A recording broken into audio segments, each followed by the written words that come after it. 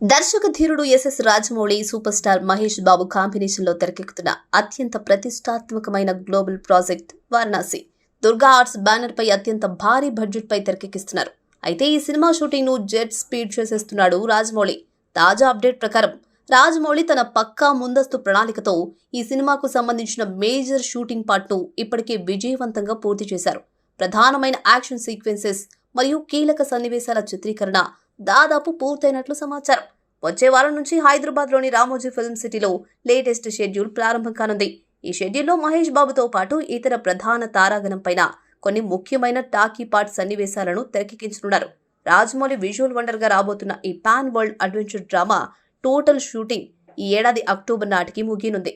October నాటికి చిత్రీకరణ పూర్తయితే మిగిలిన సమయాన్ని పోస్ట్ ప్రొడక్షన్, విస్తృతమైన విఎఫ్ఎక్స్, గ్రాఫిక్స్ పనులకు కేటాయించనున్నారు. ఇప్పటికే చిత్ర యూనిట్ ప్రకటించినట్లుగానే ఈ విజువల్ స్పెక్టాకిల్ 7th April 2027లో ప్రపంచ వ్యాప్తంగా థియేటర్లలోకి రానుంది.